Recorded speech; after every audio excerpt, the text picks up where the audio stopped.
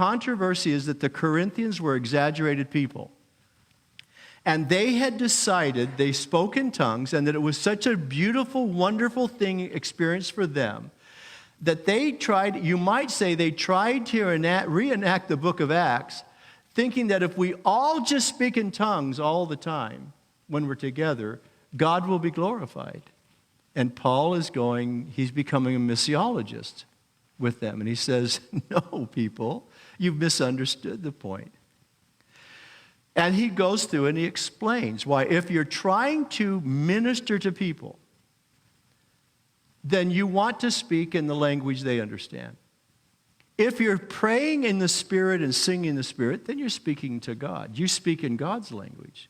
But if I'm speaking to you, I'm speaking in the language. Por ejemplo, si yo hablo en español ahorita, only unos pocos de ustedes me entienden. If I speak in Spanish right now, only a little bit of you people understand me. So I don't speak in Spanish unless I'm speaking to a Spanish crowd. And I can choose to speak in Spanish or not.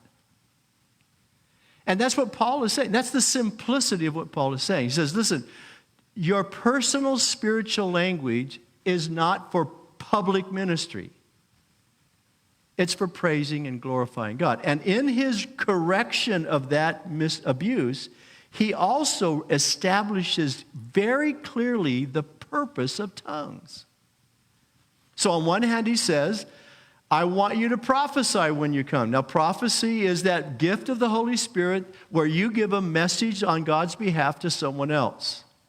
And the only time you do that when you speak in tongues is if there's an interpretation to that message. It's called tongues, get it? And interpretation.